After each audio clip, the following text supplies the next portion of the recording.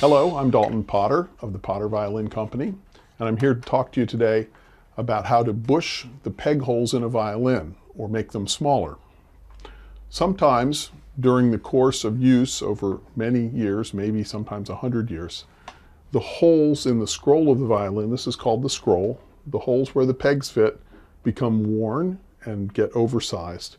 Now, one of the ways of solving that problem is to have a peg that's very big and fat. But what happens is it becomes very hard to turn, and sometimes during the summer or the winter time when the weather is extreme, the pegs will freeze up and you'd have a very difficult time tuning your violin.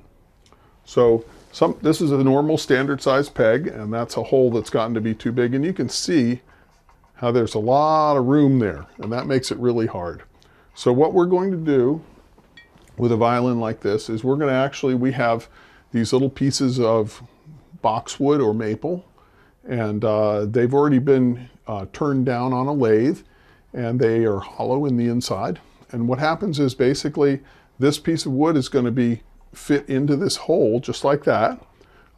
Before we do that, we're going to use a peg reamer, that's this tapered tool here, and we're actually going to clean out the hole to make sure it's even on both sides. Okay, once that's been cleaned out,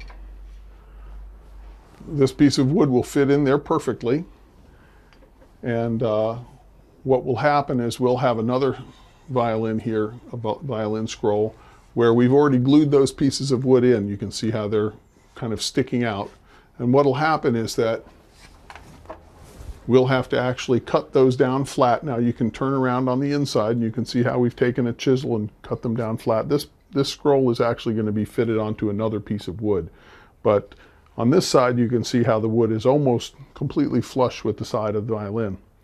What's going to happen after this is that we're going to drill out those holes if the hollow spot inside doesn't extend here, and we're going to have to use a taper just like we did on the original violin hole, and we're going to cut those holes so they fit the peg perfectly. We have matching tools. This is a reamer, and that cuts the hole and evens it out, and this is what they call a peg shaper or a peg shaver. And the taper inside here, they're not straight through, the taper inside there's kind of like a fancy pencil sharpener. The taper inside there is absolutely perfect to match, these two blades match absolutely perfectly. All right, and what's going to happen is that when we shave the peg, it's going to go in there, it's going to turn, doesn't take any wood off because it's already been shaved perfectly.